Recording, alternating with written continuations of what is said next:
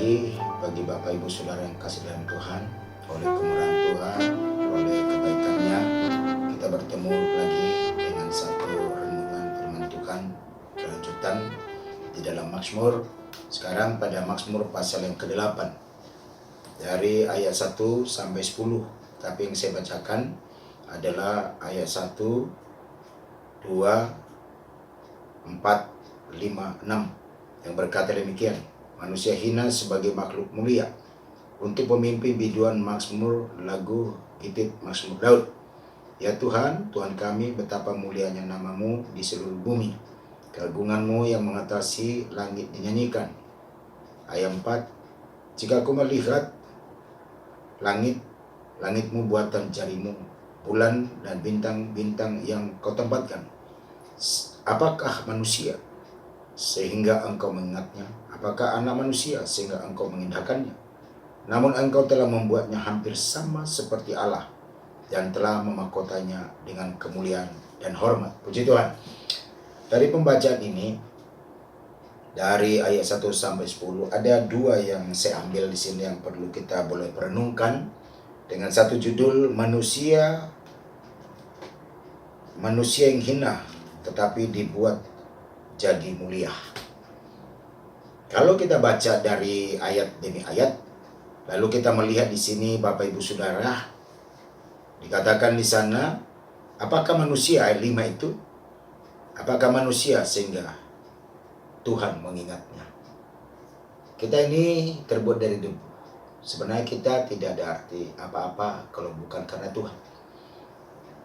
Maka dikatakan sana, apakah manusia? Tapi Tuhan selalu ingat kita. Kenapa? Sampai sebegitu kita diingat oleh Tuhan. Karena kita dari penciptaan, bahwa kita ini diciptakan Tuhan adalah menurut gambar dan rupa Allah. Itulah sebabnya Tuhan mengingat kita. Kalau kita melihat di dalam Kejadian pasal 1 ayat 26, dikatakan di sana, berfirmanlah Allah, baiklah kita menjadikan manusia menurut gambar dan rupa kita, supaya mereka berkuasa atas ikan-ikan di laut, dan burung-burung di udara, dan atas ternak, dan atas seluruh bumi, dan atas seluruh binatang melata yang merayap di bumi. Salah satu, Tuhan mengingat kita karena Dia tahu bahwa kita ciptaannya, buatan tangannya adalah yang menurut gambar dan rupa Tuhan diciptakan kita, supaya kita berkuasa atas segala ciptaannya. Sehingga dikatakan di ayat yang ke-7 dalam Mazmur pasal 8, engkau membuat dia, artinya manusia, berkuasa atas buatan tanganmu, dan dikatakan segala-galanya telah kau letakkan di bawah kakinya. Nah, kita bersyukur kepada Tuhan karena kita diingat oleh Tuhan. Karena apa? Karena kita adalah ciptaan yang menurut gambar dan rupanya Tuhan. Karena itulah, mari kita boleh merasakan itu, bahwa kita ini yang tadinya kita adalah hina, tapi dibuat kita seperti kata pemazmur ini. Apakah kita ini? Sehingga dibuat kita boleh diingat Tuhan. Luar biasa kita menjadi ciptaan Tuhan karena kita diingat. Karena kalau manusia mengingat kita bisa satu kali dilupakan. Tapi kalau kita diingat Tuhan, maka Dia akan posisikan kita menjadi seorang yang boleh menerima kemurahannya, berkatnya. Tentu kalau kita ingat seseorang, kita akan perhatikan dia. Kita tidak hanya sekedar ingat. Ketika diingatkan kita mengingat seseorang, maka ketika dia susah, karena kita ingat dia, maka kita pun boleh menjadi berkat bagi dia, boleh menolong dia ketika susah, ketika dia sedih, ketika dia punya masalah. Karena kita ingat dia, maka kita memberikan kekuatan bagi dia. Nah, demikian juga kita, apalagi kita dengan Tuhan.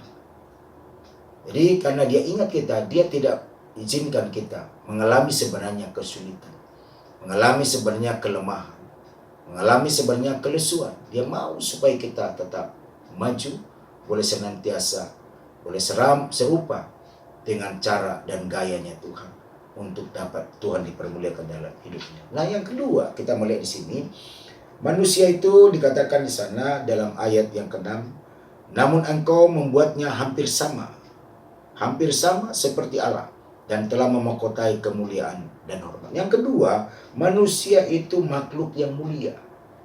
Betapa luar biasanya kita sebenarnya ciptaannya Tuhan. Kita dibuat Tuhan mulia. Padahal dikatakan dengan judul tadi di sana bahwa manusia itu hina. Tetapi dibuat Tuhan kita dikatakan di sana hampir sama dengan Allah. Dan yang paling luar biasa lagi, Dia mahkotai kita dengan kemuliaan dan hormat. Betapa luar biasa kita dihargai Tuhan, dimahkotai kita dengan kemuliaannya, berbeda dengan ciptaan-ciptaan Tuhan yang lain yang ada di bawah kolong langit ini.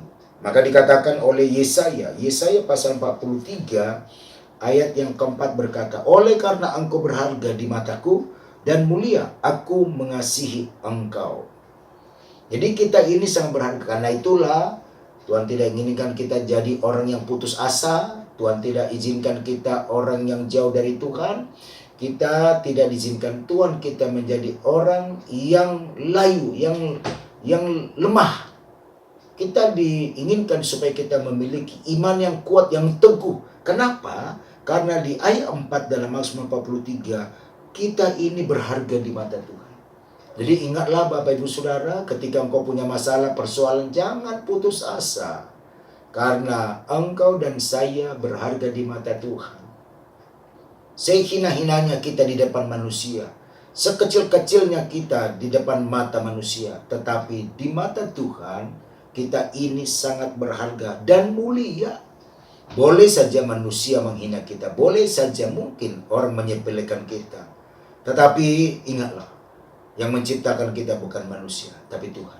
Itulah sebabnya dikatakan di sini oleh Yesaya pasal 43 ayat 4. Oleh karena engkau berharga di mataku dan mulia, aku mengasihi engkau.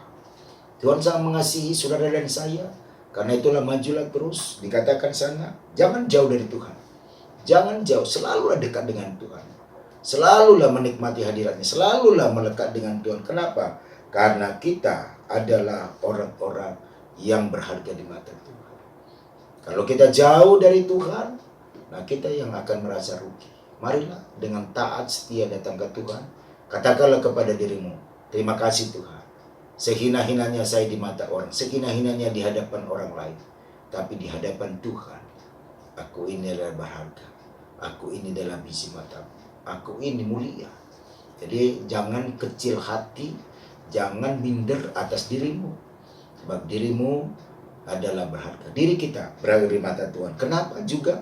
Karena di dalam 1 Korintus pasal yang ke-6 ayat 20 juga berkata bahwa kita ini telah dibeli dan harga lunas oleh pengorbanan Yesus. Karena itulah muliakan Tuhan dengan tubuhmu. Jadi tanda bukti kita bahwa kita berharga di mata Tuhan, kalau kita mulia di hadapan Tuhan, dan juga karena kita juga adalah selalu diingat Tuhan, mari muliakan Tuhan dengan tubuhmu, dengan hidupmu, dengan keberadaanmu, muliakan Tuhan.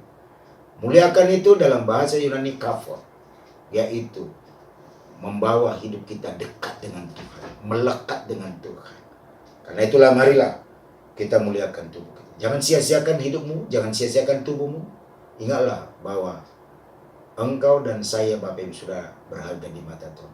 Dan bukan sampai itu mulia dan diberikannya kehormatan. Nah itulah sebabnya, walaupun dunia sulit, keadaan tantangan persoalan, ingatlah selalu berkatalah pada dirimu, terima kasih Tuhan, ternyata hidupku berharga di mata Tuhan. Karena engkau jadikan aku mulia. Terima kasih buat segala apa yang Tuhan sudah buat bagi kita. Majulah terus, semangatlah terus, dan datanglah terus kepada Tuhan. Ingatlah satu hal, bahwa kita ini berharga di mata Tuhan. Bukan saja kata-kata Daud, tapi kata-kata Tuhan lewat firman-Nya. Tuhan Yesus memberkati, kiranya Roh Kudus menolong kita, memberikan bagi kita kekuatan, kemampuan, iman yang teguh, agar apa yang kita terima perenungan pagi ini menjadi satu modal, menjadi satu kekuatan menjalani hari ini. Ingatlah, sepanjang hari ini apa yang kita kerjakan, lakukan, katakanlah bahwa aku ini mulia di hadapan-Mu. Aku mau mempersembahkan tubuhku seperti kata Paulus kepada Roma pasal 12 ayat 1. Persembahkanlah tubuhmu sebagai persembahan hidup kudus yang berkenan di hadapan Allah. Itulah ibadahmu sejati. Bawalah hidupmu kepada Tuhan. karena Engkau berharga di mata Tuhan. Tuhan semua berkati, Roh Kudus menolong kita, melindungi, menyertai kita, bahkan memberkati aktivitas kita sepanjang hari ini. Tuhan semua berkati semua. Haleluya. Amin.